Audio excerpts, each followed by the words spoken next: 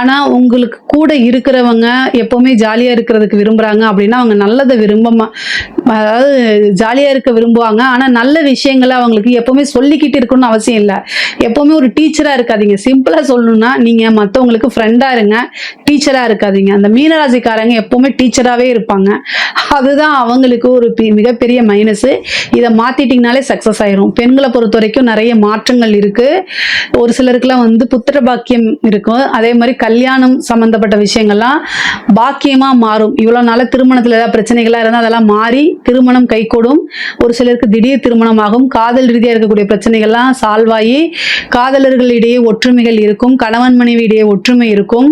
அப்பப்போ பிரச்சனைகள் வந்தாலும் திரும்ப சேர்ந்துக்கக்கூடிய அமைப்புகள் தான் இருக்கு. சங்கடங்கள்லாம் மாறி சமாதானமாக போகக்கூடிய அமைப்புகள் இருக்கு. பார்ட்னர் வழி இதெல்லாம் உங்களுக்கு ரொம்ப நல்லா இருக்கும். பெண்களுக்கு புதுசாக ஸ்டார்ட் அப் பண்றது, ஆடை ஆபரண சேர்க்கை, வண்டி வாகனங்கள் வாங்கக்கூடியது இந்த மாதிரி இருக்கு. மீனராசியில் இருக்கக்கூடிய பெண்களுக்கு இது ரொம்ப ரொம்ப சூப்பரான மாசங்க. கலைத்துறையில் இருக்கவங்களுக்குலாம் இது ரொம்ப சிறப்பான மாதம்.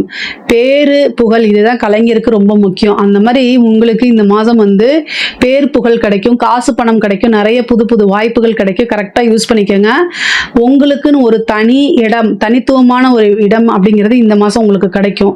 கரெக்டாக யூஸ் பண்ணிட்டீங்கன்னா மக்கள் மனசில் நீங்காத ஒரு ஆளாக நீங்கள் கட்டாயம் இருப்பீங்க. அதே மாதிரி அரசாங்க உத்தியோகத்தில் இருக்கவங்களுக்குலாம் இது ஒரு நன்மையான மாதம்தான். நிறைய நன்மைகள் சேரப்போகுது. காசு பணம், அதே மாதிரி பெரிய மனிதர்களுடைய தொடர்புகள், உயர் அதிகாரிகளுடைய பாராட்டுகள், அவங்க காசு பணம் கொடுக்கறது, ஒரு நல்ல பிளேஸ்ல அவங்கள உட்கார வைக்கிறது, இந்த மாதிரி அமைப்புகள்லாம் இருக்கும். பாராட்டுகள், மன நிம்மதி கிடைக்கும். பொதுவா அரசியல்வாதிகளுக்கு சனியுடைய தொந்தரவுகள் இருந்தால் கூட அரசியல்ல மிகப்பெரிய லெவல்ல வர முடியும். பரிகாரம் வேணும்னா கேளுங்க, நான் கட்டாயம் சொல்லிடுறேன்.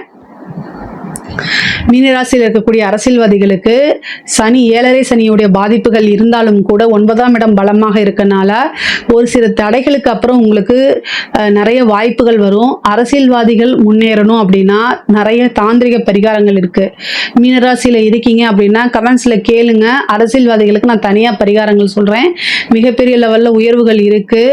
உங்களுக்கு நிறைய அரசியல், நீங்களே ஒரு அரசியல்வாதி, உங்களைய கீழே தள்ளுறதுக்கு ஏகப்பட்ட அரசியல்கள் நடக்கும்.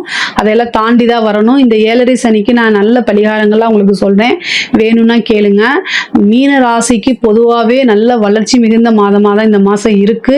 இதில் ஏதாவது சந்தேகங்கள் இருக்கு அப்படின்னா கமெண்ட்ஸ்ல கேளுங்க, கட்டாயம் நான் ஆன்சர் பண்றேன். நம்மளுடைய சேனலை லைக் பண்ணுங்க, ஷேர் பண்ணுங்க, சப்ஸ்கிரைப் பண்ணுங்க. நன்றி, வணக்கம்.